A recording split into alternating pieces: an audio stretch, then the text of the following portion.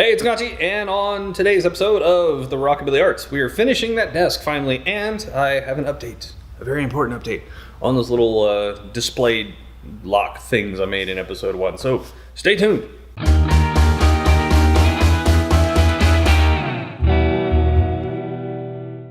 Before we get started, I wanted to do a quick update on those little mock doors I made, the little display stands. They were on the news, so take it away. It seems everything is now cloud connected and voice enabled. Welcome home.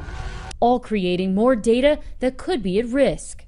A lot of these IoT devices, they've absolutely not paid attention to any security. That's bringing more cybersecurity companies to CES, including Pindrop, which specializes in voice authentication. I'm sorry, I cannot confirm your identity.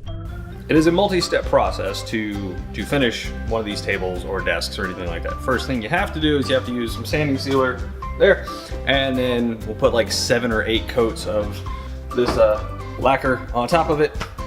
Important thing here, I'm going to be spraying out of a 1.4 nozzle spray gun. I lay down a fairly thin coat on each one with so that you get a nice even distribution, and if you pile up too much of the material, you lose some of that satin finish. Now, this is very important. Strainers are your friend. All this crap would have ended up in my spray gun if it weren't for these little 190 micron filters. So whenever you're spraying something, whenever you're about to use a spray gun, use these. They're super cheap. You absolutely need these things.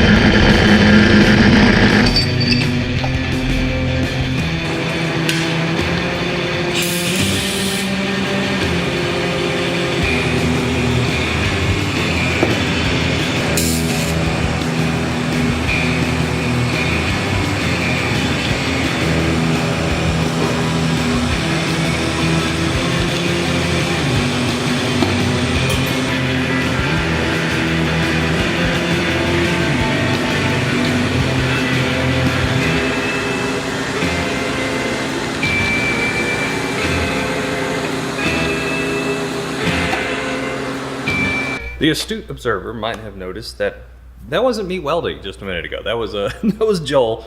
Joel was up here, he had to weld something else, and Joel is one of my best friends, and he is one of the best welders I've ever seen, and we call him the Mad Fabricator. But Joel doesn't like being on camera, so I kind of have to sneak shots out of him doing anything.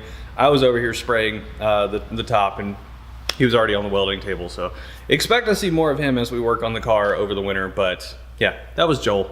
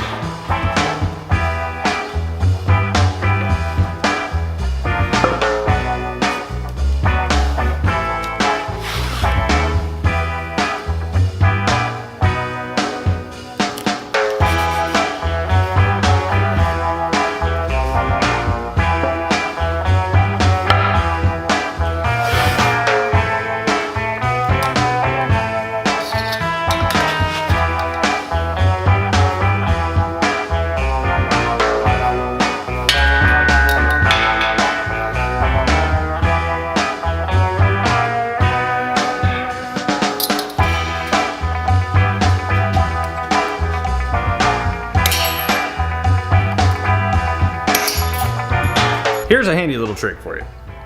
Welding wire. This is 1/8" welding wire. If you need something that will create a perfect gap, like you can also use drill bits, which is particularly useful, but most of the drill bits I have have a little hex head on them, so you just pop them into the thing. But if you need an 1/8" gap, which I do, I need an 1/8" all the way around this, because we offset the board so it'll sit an 1/8" in, because I think it'll look nice and consistent all the way around. So 1 for each side, 2 for the top, 1/8" gap.